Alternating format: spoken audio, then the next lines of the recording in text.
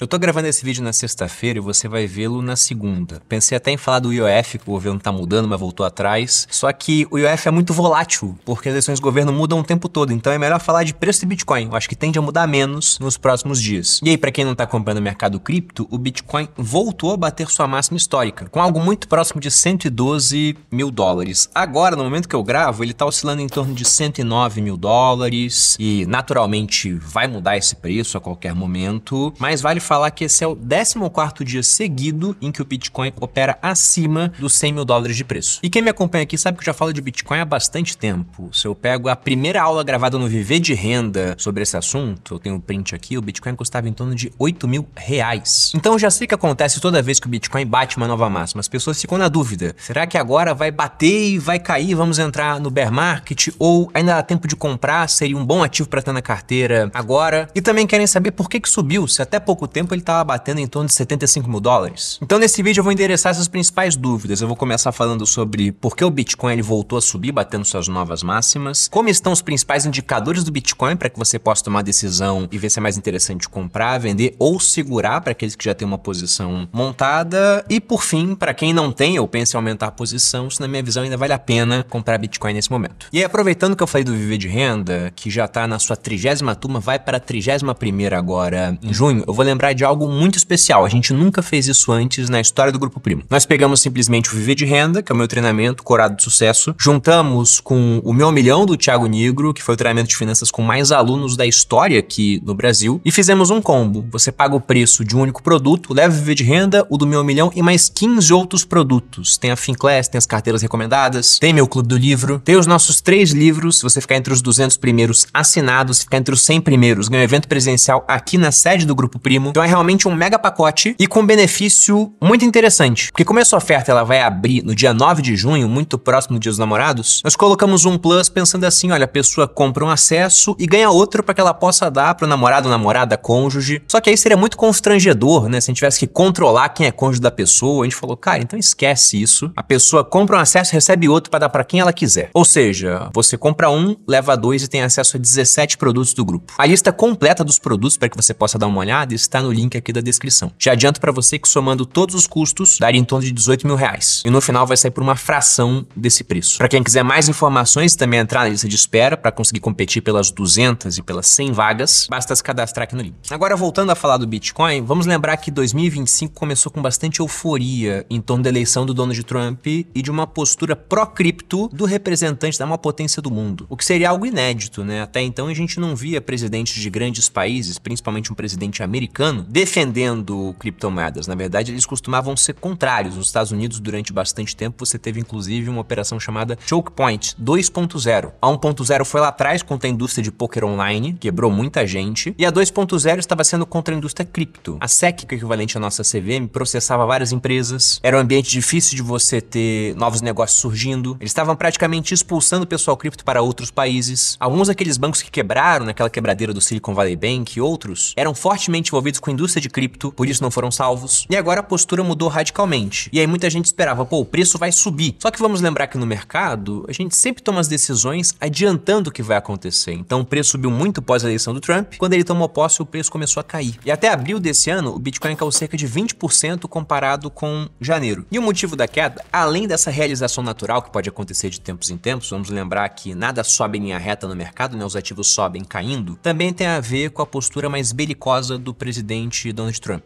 Isso tanto com rivais, como por exemplo a China, quanto com aliados, como é o caso do Canadá e do México. A gente viu aquela chuva de tarifas, num movimento meio parecido com o que o governo brasileiro faz, né? Bota casaco, tira casaco. Parece que o Trump aprendeu a fazer política com o pessoal aqui do Brasil. Isso trouxe muita instabilidade para o mercado e um medo, inclusive, de uma inflação mais alta nos Estados Unidos, o que deixaria os juros lá mais altos por mais tempo. Porque vamos lembrar que a medida ortodoxa para você combater uma inflação mais alta é elevar os juros para diminuir a demanda. E por que se esperava essa inflação mais alta? Porque os americanos eles compram do mundo inteiro. E eles compram de fora não porque acham muito legal o chinês, o brasileiro, o europeu. Eles compram porque é mais barato. Na hora que você coloca tarifas para tudo que vem de fora, o americano pode começar a consumir mais de dentro. Só que ele não consumia antes porque era mais caro ou tinha menor qualidade comparado ao que vinha de fora. Então o resultado é a elevação de preços. Isso tende a deixar os juros, que já estão altos nesse patamar por mais tempo, talvez até viesse a provocar aumento de juros. E esses juros altos, eles tiram liquidez do mercado, inclusive do mercado cripto. E aí como desgraça pouca é bobagem, a gente tem que lembrar também de um hack que aconteceu numa grande corretora, a Bybit, tá entre as maiores do mundo, foi roubado aí uma cifra de 1,34 bilhão de dólares. E nessa época o Bitcoin ele perdeu a casa dos 90 mil dólares de sustentação. E foi caindo até o dia 9 de abril, ele chegou em torno de 75 mil dólares. Nesse dia, o presidente Donald Trump fez um tweet falando "This is a great time to buy". Traduzindo, é uma boa ocasião para comprar. Aí logo depois foi anunciada uma pausa nas tarifas de 90 dias para os países que não haviam retalhado. Mais para frente teve negociação também com China para reduzir tarifas e o mercado começou a subir. O S&P, que tinha caído bastante, praticamente recuperou o patamar de antes dessas quedas e o Bitcoin foi subindo, passando o patamar dos 100 mil e recentemente ganhando mais um fôlego graças a dois motivos principais na minha leitura. O primeiro, o fato de que dois estados americanos, New Hampshire e Texas, avançaram na criação de suas reservas estratégicas de Bitcoin. New Hampshire já fechou, vai criar reserva e o Texas está apreciando, mas parece que o negócio vai andar. Em outro ponto, diz respeito à regulação da indústria cripto na parte das stablecoins, através da tramitação no Congresso americano do chamado Genius Act, que propõe uma série de regras voltadas para a indústria gigantesca das stablecoins, que é uma indústria que interessa bastante ao governo americano, uma vez que eles são alguns dos maiores detentores de títulos públicos da dívida dos Estados Unidos, sendo que durante o governo Trump vai haver uma necessidade de rolar caminhões de dívida pública, que nesse momento estão com juros mais altos. Então ter demanda desse pessoal é muito importante para o governo. Colocando aqui uma lista de países comparados à indústria de stablecoins que detém dívida pública americana, veja que a indústria de stablecoins é relevante e tende a ficar ainda mais relevante. Aqui no Brasil, por exemplo, com o IOF mais alto para remessa de dinheiro para o exterior, você pode ter certeza que vai ter muito mais gente começando a usar stablecoin, o que leva a previsões de forte crescimento da indústria. Nesse gráfico que eu coloquei aqui na tela, você pode ver onde é que eles estão hoje comparados a alguns países. Só acho que esse gráfico está desatualizado, né? Porque a gente poderia botar o Warren Buffett aqui à frente de Luxemburgo, atrás apenas de Japão, China e Reino Unido, como um grande detentor de dívida americana. Por fim, eu não acho que está diretamente correlacionado com a subida do Bitcoin, talvez seja mais um efeito dessa subida. Vale citar que, a exemplo do que a MicroStrategy fez lá atrás, mais empresas estão começando a adotar essa estratégia de Bitcoin Treasury Company, ou pelo menos comprando Bitcoin para suas reservas particulares. A Bitwise, que é uma gestora ligada a cripto, eles têm um ETF bem grande lá fora também, publicou que agora no primeiro trimestre de 2025, as empresas de capital aberto detêm um total de 688 mil Bitcoins. Esse é um aumento frente ao trimestre anterior de 16,11% e representa o total de 3,28% dos Bitcoins existentes. E com esse crescimento trimestre a trimestre, a gente vê facilmente para onde vai essa tendência. A gente tem que acordar. A corrida já começou. É que tem muita gente que não se deu conta disso. E aqui vale falar que nós temos agora um player participando dessa corrida de maneira ainda mais tímida. Tô falando de Melius, porque a reserva de Bitcoins deles ainda é pequena, apenas 320 Bitcoins. Para efeito de comparação, isso já coloca a Melius na lista das 100 empresas que detêm mais Bitcoins, mas Melius está atrás de Mercado Livre, que não tem essa estratégia e hoje possui mais Bitcoins que a empresa. E depois que Melius fez isso, as ações se apreciaram bastante. O que me leva a pensar, eu já falei isso em alguns vídeos e volto a repetir aqui, que nós teremos mais empresas aqui na nossa bolsa, assim como está acontecendo em outras bolsas pelo mundo, fazendo o mesmo. E como sempre acontece quando o Bitcoin ganha força, uma espécie de movimento, né, do que veio primeiro, o ovo ou a galinha, o fluxo nos ETFs também aumenta. Se a gente pega o ETF da BlackRock, que é o maior do mundo quando se fala de Bitcoin, ele está na lista dos 5 ETFs que mais receberam investimentos em 2025. Nessa outra matéria você pode ver o fluxo de envio de dinheiro, né, batendo recorde nas últimas 2 semanas. Bom, endereçada a primeira parte do vídeo, agora vamos falar sobre os indicadores para que a gente possa dar uma olhada na situação atual do Bitcoin. Eu vou começar com o indicador que eu acho menos importante, porque de certa maneira ele é meio óbvio. Mas eu confesso que eu fiquei até meio surpreso ao olhar esse indicador agora, que é o Fear and Greed Index, que mede esse medo ou a ganância do pessoal voltado para a indústria cripto. E naturalmente você pode entender que quando o preço sobe, o pessoal está mais ganancioso, mais animado. E quando o preço cai, o pessoal está com mais medo. No entanto, apesar de bater uma nova máxima, o índice ele está ligeiramente comportado. Ele está muito distante, por exemplo, da euforia que a gente viu em novembro do ano passado, sendo que agora o preço está mais alto. Então se a gente olha nesse momento, lembrando que esse indicador é atualizado todo dia, ele está batendo 78, o que pelo sentimento me mostra que a gente teria mais espaço à frente para o preço subir. Mas você não pode nunca tomar uma decisão baseada em apenas o indicador, ainda mais um indicador tão subjetivo quanto esse. Olhando um outro que eu gosto bastante, que é o múltiplo de Mayer, que é simplesmente um indicador de médias, né? Para quem gosta lá nas ações de análise técnica, a gente pode entender que isso aqui é meio parecido, mas há uma base por trás, porque os ativos no mercado financeiro, como eu disse, eles não sobem de uma vez, eles sobem caindo, e eles também caem subindo. Então eles têm um comportamento de retorno às médias. Da mesma forma que o ser humano tem também. Quem nunca ouviu aquela expressão que fala que você não pode elogiar alguém que o cara depois já vai e faz uma besteira. Mas é porque ele tem um comportamento médio, ele descola desse comportamento a ponto de arrancar elogios, e depois ele volta à média. É só o natural. O Brasil tem esse comportamento, a gente tem uma certa média, descola da média, o pessoal fala, agora o Brasil vai. Aí ele volta à média, fica normal. Depois descola pra baixo, fala, agora o Brasil afundou, aí ele volta à média. A mesma coisa acontece com ativos financeiros. No caso do Bitcoin, esse indicador chamado múltiplo de Mayer é obtido pela divisão do preço atual pela média de preço dos últimos 200 dias, ou seja, uma média de um bom prazo, né, acima de 6 meses. E aí, quando esse indicador ele está abaixo da média, ou seja, ele está abaixo de 1, seria um ótimo momento para comprar. Quando ele está entre 1 e 2.4, já seria um momento meio neutro, quanto mais próximo de 2.4, mais atenção. E acima de 2.4 não é bom comprar, inclusive para quem tem uma posição muito grande, seria interessante até vender, realizar parte do lucro. Repare que nesse ponto o preço do Bitcoin está 2,4 vezes mais alto do que a média de 200 dias. Ou seja, para alguém que comprou na média, esse cara tá com 140% de lucro. E é meio que normal esperar que ele venha realizar alguma coisa. E aí, depois dessa explicação, como é que tá o indicador hoje, com o Bitcoin batendo novas máximas? Ele tá no patamar de 1.19. Eu não posso falar que esse é um patamar esticado. Veja aqui nas letras menorzinhas, né, que a média desse indicador é de 1.3 e que durante 45% do tempo, o múltiplo de Mayer esteve mais alto do que o patamar atual. Então é normal que ele esteja mais alto do que isso. De modo que você pode olhar que a gente bateu nova máxima, ficar meio preocupado, mas esse indicador mostra que a gente tem espaço à frente para subir mais. Apenas para efeito de comparação, no último ciclo, como você pode ver nessa figura, o múltiplo chegou bem perto de 3. Até agora, nesse ciclo, a gente bateu a máxima de 1,84. Isso foi no início do ano passado, 2024. No rally mais recente, a gente chegou a bater 1.5 e nesse momento a gente está em 1.19, 1.2, ou seja, ainda é um patamar neutro. E aí, para quem gosta de comparar o ciclo atual com os passados, vamos colocar aqui uma figura mostrando desde o halving. O ciclo atual é em preto. Veja que a gente descolou para baixo, né? A gente está subindo menos do que nas outras vezes. E aí isso pode ser uma descorrelação, realmente esse ciclo vai ser bem diferente dos outros, ou mostrar que a gente pode ter espaço à frente e que não estamos ainda no all-time high do ciclo, apesar de estar no all-time high do preço do Bitcoin. Se a gente faz a mesma comparação desde o fundo do ciclo passado, nós vemos também que a gente está para trás. Nos outros ciclos a performance já teria sido melhor. Naturalmente, eu espero que um ativo maior ele seja menos volátil do que os outros, tenha um comportamento diferente, não vai subir tanto quanto lá atrás, mas realmente eu acho que a gente não chegou até o final da história do Bitcoin nesse ano em termos de evolução de preço. E até onde pode subir, eu não sou bom em fazer palpite sobre esse tipo de coisa, pessoal, sinceramente. Eu sou totalmente incompetente para prever o futuro. Mas se a gente pega a expectativa de mercado, naqueles mercados preditivos, aqui eu puxei da Caixa, eles esperam o preço de Bitcoin em torno de 141 mil dólares para a máxima desse ano, que deve ser o final desse ciclo, se a gente acreditar que a gente vai ter uma repetição do que aconteceu nos ciclos passados. O que também pode não acontecer, né? Porque geralmente o juro sobe, isso tira dinheiro dos ativos de risco, mas agora o juro já tá alto. E muita gente acha que vai ter uma recessão nos Estados Unidos, mas quando tem recessão, o Banco Central ele vai lá e diminui juros para estimular a economia. Então, apesar de depois que acontecer parecer óbvio, antes perceba que não é tão óbvio assim. E aí, por fim, chegamos à última pergunta do vídeo, que diz respeito a: e ainda vale a pena comprar ou não? Eu espero que você tenha tomado essa decisão com base no que eu mostrei aqui no tópico 2, nos indicadores. Até porque ela é subjetiva, né? Uma pessoa que não tem bitcoins vai ter uma certa resposta em comparação com outra pessoa que montou uma boa posição, vê ela se apreciar bastante ao longo dos últimos anos, porque esse ano o Bitcoin tá mais comportado, mas ano passado mais do que dobrou, no ano retrasado mais do que dobrou também. Então, para esse cara, não tem tanto espaço assim para ele comprar mais. Daqui a pouco a carteira dele vai ser só Bitcoin, porque ele subiu muito mais do que outros ativos. Então, perceba que a resposta é individual. Se eu não tivesse, eu ainda acho que é espaço para comprar. Como eu já tenho bastante, eu posso me reservar o direito de não comprar, apenas manter a posição, o que de alguma forma significa que eu tô, entre aspas, comprando, né? Porque eu sempre penso da seguinte forma: eu vou dormir e eu acordo no dia seguinte com todo o meu dinheiro na minha mão. Eu tenho que tomar a decisão para alocar esse dinheiro. Se eu aloco da mesma forma que o meu dinheiro tá parado, então eu tô comprando novamente. Se eu penso em tomar outras decisões, quer dizer que o meu portfólio não tá correto para aquele momento. E aí eu lembro para aqueles que querem começar a montar a sua posição, e quanto menos conhecimento você tem, mais tímida deveria ser essa posição no começo, que eu faço minhas compras usando o Bitbank. Hoje no Brasil é a corretora que tem o maior volume de negociação. Você pode acessar diversos tokens lá além do Bitcoin, que eu particularmente não costumo fazer, porque é difícil alguma coisa ganhar do Bitcoin hoje em dia. A vantagem é que essa corretora acessa o book de outras plataformas, então você tem mais liquidez, consegue preços melhores. Além disso, ela é uma corretora nacional, então para vendas aqui até 35 mil reais no mês, você não paga imposto de renda. Ainda tem outro benefício que eu gosto bastante. Eles têm um cartão de débito, mas você usa na função crédito, com um cashback que ele pode aumentar gradativamente, chegando até 10%. E eu sou um grande fã do cartão de crédito, porque você compra hoje e paga só depois de 30 dias. Quando parcela, então pode pagar depois de um ano uma parte dessa compra, obtendo aquele chamado desconto da inflação, porque 100 reais no começo do ano compram mais coisas do que 100 reais no final. Só que quando você chega num cashback de 5, 6, 10%, como é o meu caso, é melhor usar débito do que crédito. Sendo que esse cashback de 10% eu já coloquei para voltar em Bitcoin. Mas você pode escolher a moeda que você quiser. Você pode deixar em shitcoin se quiser, pode deixar em real. E por fim, para quem não tem conta lá e quer abrir, Huobi, você pode usar o cupom PERINE30 e após negociar os primeiros R$300 em qualquer cripto, você ganha 30 de volta da plataforma. Uma condição bem interessante para aqueles que querem começar a se expor ao Bitcoin e a criptomoedas de maneira geral. Bom, da minha parte era isso, espero que tenham gostado desse vídeo. Um grande abraço e até a próxima.